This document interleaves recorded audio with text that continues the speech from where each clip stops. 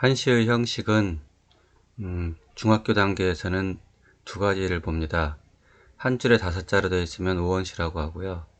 한 줄에 7자로 되어 있으면 7원시라고 합니다. 그리고 시가 4줄로 되어 있으면 절구, 8줄로 되어 있으면 율시라고 합니다. 이런 시가 있다고 하면 한 줄이 7자잖아요. 그러면 7원시이고요. 4줄이니까 얘는 절구라고 합니다. 이런 시의 경우는 한 줄에 5글자로 되어 있죠. 5원시이고요. 4줄로 되어 있으니까 절구입니다. 합하면 5원절구. 이 시는 7원절구라고 합니다. 이런 시 같은 경우는 7원시, 절구시 이렇게 되겠죠. 이 시는 5원시에 8줄이니까 율시, 5원율시입니다. 다음은 한시의 운자를 찾는 방법인데요. 운자라고 하는 것은 중성과 종성이 같거나 비슷한 글자를 운자라고 하고요. 이렇게 운자를 놓는 것을 아분이라고 하는데, 아분은 첫째 구는 선택이고 짝수구의 끝에 놓는 건 필수입니다. 첫째 구를 쌤이 괄호로 한 이유는 해도 되고 안 해도 되는 거라는 거예요. 예를 들면은 이런 식으로 이 시의 형식은 무엇일까요? 5원 절구시이고요. 이런 시에서 요 뒤에는 맨 뒤에 있는 첫째, 둘째, 셋째, 넷째 맨 뒤에 있는 자리, 이 자리에만 노는 거예요. 짝수구의 끝이라고 했으니까 첫째, 둘째, 두 번째의 끝, 네 번째의 끝. 여기는 필수적으로 반드시 해야 되고, 첫째 구의 끝에 여기는 해도 되고 안 해도 되고 해서 삼각형을 했죠. 그렇다면 절구시, 4줄로 된 시에서는 운자는 몇 개일까요? 2개 또는 3개입니다. 필수적으로 해야 되는 게 2개가 있으니까 2개를 해야 되고, 첫째 구가 선택이라서 이걸 해도 되고 안 해도 돼서 이게 있다고 하면 3개. 그래서 절구시는 운자가 2개 또는 3개입니다. 그러니까 운자를 찾아라라고 하면 하나, 둘, 셋 여기만 보면 되는 거예요. 셋째 구는 아예 안 봐도 돼요.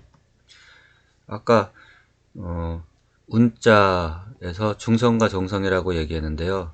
중성이라고 얘기하는 건 여기 모음을 얘기하고요. 종성은 받침, 기억 이렇게 처음 소리를 이걸 초성이라고 합니다. 이 중에 있는 이 부분이 같거나 비슷한 이 강 같은 경우에는 앙이 되겠네요. 아하고 이응 이게 같거나 비슷한 글자가 아까 그 자리에 놓이는 거예요.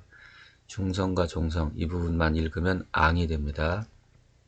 자, 둘째 줄에 강이 왔다고 치자. 그러면은 넷째 줄에는 낭이 올까요? 각이 올까요?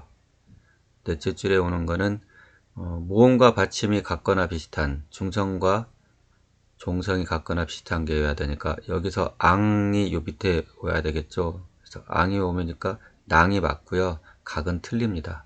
왜냐하면 각은 받침이 여기는 이응인데 기억으로 돼 있어서요.